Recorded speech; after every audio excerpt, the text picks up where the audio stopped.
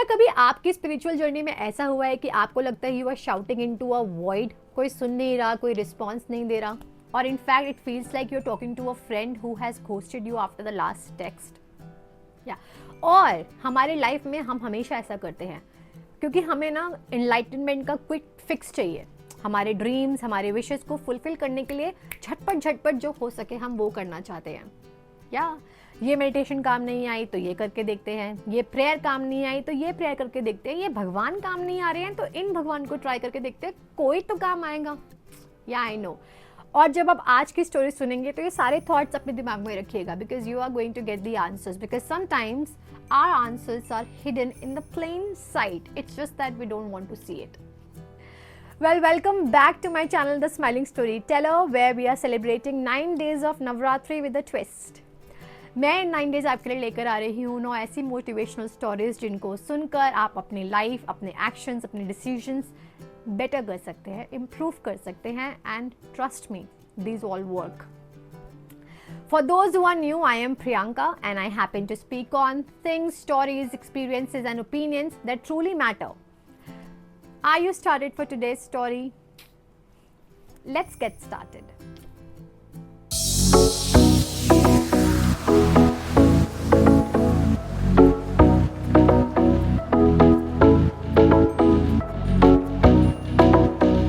ये स्टोरी है पूरन चंद की. पूरन चंद was a believer in God. He used to pray, chant, meditate. कुछ काम नहीं आ रहा था तो उनको लगता है कुछ काम नहीं आ रहा है, so let me go to my Guru and ask for a गुरु मंत्र, शायद कुछ काम आ जाए. वो अपने गुरु जी के पास जाते हैं, बोलते हैं हे गुरु जी कुछ काम नहीं आ रहा है, सो ऐसा कुछ दीजिए जिससे मैं फटाफट जो चाहता हूँ मुझे मिले. उनके गुरु जी मुस्कुराते हैं, कहते हैं ठीक है. वो पूरन चंद को लॉर्ड नारायण की एक मूर्ति गिफ्ट करते हैं और नारायण मंत्र देते हैं. कहते हैं इस मंत्र को 6 महीने खूब मन से जाप करो, तुम्हारी सारी इच्छाएं पूरी होंगी. पूरन चंद खुश. वो लॉर्ड नारायण की मूर्ति को घर पे लेकर आते हैं, अपने मंदिर पे स्थापित करते हैं, धूप दीप सब करते हैं और 6 महीने तक लगे रहते हैं नारायण मंत्र में, ये सोचकर कि 6 महीने के बाद तो उनकी इच्छा पूरी होनी ही है. आपको लगता है ऐसा हुआ? कुछ नहीं हुआ. अब पूरन चंद 6 महीने के बाद सोचते हैं ये तो सुन ही नहीं रहे. वापस अपने गुरुजी के पास जाते हैं, कहते हैं गुरुजी काम नहीं आए, कोई पावरफुल चीज दीजिए ना जो मैं जपूं और मेरा काम फटाफट हो जाए. गुरुजी फिर मुस्कुराते हैं, कहते हैं ठीक है इस बार तुम शिव जी की मूर्ति लेकर जाओ. ये भोले हैं, इनको थोड़ा सा प्यार मिले ना तो ये पिघल जाते हैं, शायद ये तुम्हारी बात सुन ले, लेकिन याद रखना तुम्हें लगातार इनका मंत्र जाप करना है पूरा डिवोशन के साथ. पूरन चंद इस बार confidently brings Lord Shiv into his home. उनकी मूर्ति अपने टेम्पल पे रखता है और देखता है लॉर्ड नारायण की मूर्ति भी रखी हुई है, किसी काम की नहीं है. उठाते हैं और शेल्फ पे रख देते हैं. दिन भर दिन वो मूर्ति धूल खाती रहती है और अब वो शिव की आराधना में लग जाते हैं. 6 महीने बीत जाते हैं. यस यू आर राइट, कुछ नहीं होता. पूरन चंद सोचते हैं गुरुजी ने तो कहा था कि 6 महीने शिव मंत्र बोलूंगा, ये तो भोले हैं मान जाएंगे, मान ही नहीं रहे. अब वो वापस गुरुजी के पास जाते हैं, गुरुजी ये भी नहीं मान रहे, कुछ और पावरफुल दीजिए ना, आप ऐसे क्यों दे रहे हैं मुझे. गुरुजी बोलते हैं ठीक है ये लो तुम माँ काली की मूर्ति लेकर जाओ और अब माँ काली का जाप करो, तुम्हारी इच्छा जरूर पूरी होगी. पूरन चंद अब पूरे डेडिकेशन के साथ, पूरे विल के साथ माँ काली की मूर्ति अपने घर लेकर जाते हैं. शिव जी की मूर्ति का क्या होना था, उठाई, जहाँ नारायण जी की मूर्ति दी वहीं रख दी. अब माँ काली की मूर्ति स्थापित कर दी, वो दोनों मूर्तियां अब धूल खा रही हैं. अब वो माँ काली की आरती में लग जाते हैं, उनके जाप में लग जाते हैं. तो एक दिन ऐसा होता है कि वो माँ काली के लिए धूप जलाते हैं ताकि वो माँ काली को धूप और दीप दिखा सके. जब वो इंसेंस अपने हाथ में लेते हैं और जलाते हैं तो देखते हैं कि ये धुआं तो शिव जी की मूर्ति तक पहुंच जाएगा. तो उनको लगता है इनका क्या काम मेरे इंसेंस स्टिक्स से, इन्होंने ना मेरी सुनी ना इन्होंने मुझे आशीर्वाद दिया, तो मेरी इंसेंस स्टिक इनके नाक तक तो पहुंचनी ही नहीं चाहिए. What he does, he lifts a cotton ball and he tries to plug lord Shiva की नाक, उन्होंने लॉर्ड शिव जी का स्टैचू लिया, कॉटन ली और उनके नाक में प्लग करने लगे, ये सोचकर कि मेरी incense stick he doesn't deserve.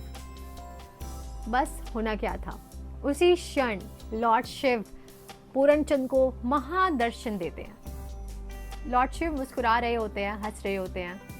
Puran Chand being perplexed, astounded, हाथ जोड़ते हैं, बोलते हैं प्रभु आप अभी?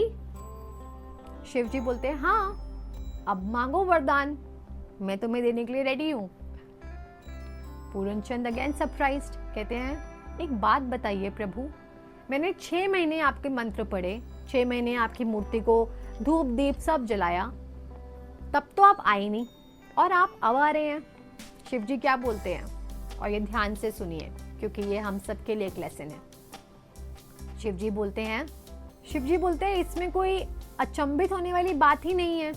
6 महीने तुम मुझे एक मूर्ति की तरह ट्रीट कर रहे थे, एक मेटल की तरह ट्रीट कर रहे थे, जिसको जब तुमने अपनी मर्जी से धूप दिखाई, जब तुम्हारी मर्जी खत्म तुमने मुझे उठाकर शेल्फ पे रख दिया।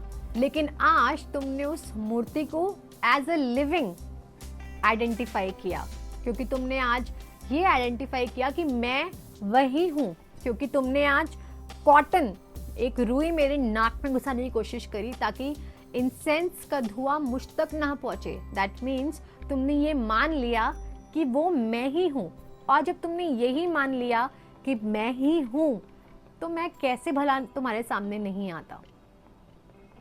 पूरन चंद को समझ में आ गया कि अब तक तो वो अपने डेस्पिरेशन में, अपने ग्रीड में, अपनी वांट में एक मूर्ति की पूजा कर रहे थे, और अपने उसी नीड को पूरी करने के लिए ही वो दिन रात जप कर रहे हैं, धूप दीप जला रहे हैं, क्योंकि उन्होंने माना ही नहीं कि वो भगवान है।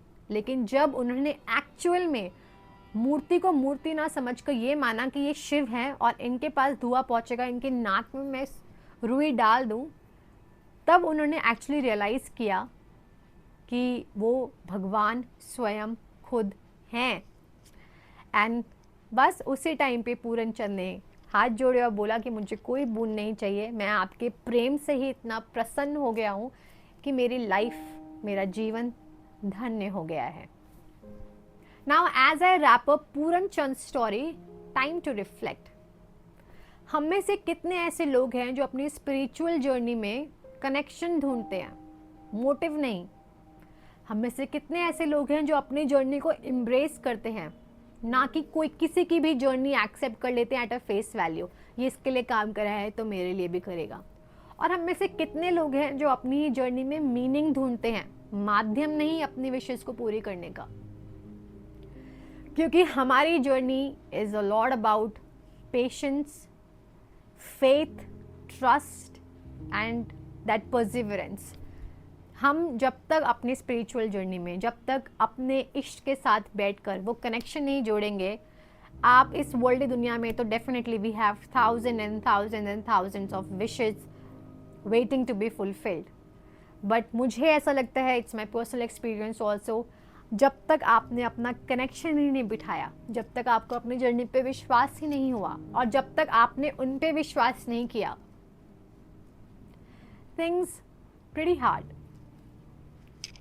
Well, this message is for everybody, whether you identify yourself as a believer of God, you identify yourself as somebody having secular viewpoints. आप किसी ना किसी चीज़ पे तो विश्वास करते ही होंगे, आप कभी ना कभी कुछ ना कुछ ये सोच के ज़रूर करते होंगे कि ये मुझे फ़ायदा देगा। I tell you that start believing in your connection, start believing in exploring clarity in your spiritual journey, and wait for the magic to happen. Let's honor that हम सबके paths अलग हैं, let's honor हम सबकी journeys unique हैं, और हम सबके challenges भी अलग हैं। And जहाँ पर एक बार आपका मन बैठ जाए, stick to that, keep embracing that journey, keep finding meaning there, and the day will not be far where you will be heard. Yes. So with this, I take your leave, but before that, definitely drop a comment down below. Let's chat.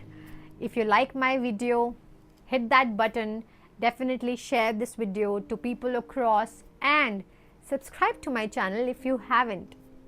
I will see you tomorrow with another motivational story. Till then, you take care, keep smiling, keep spreading a lot of smiles. Jai Mata Di.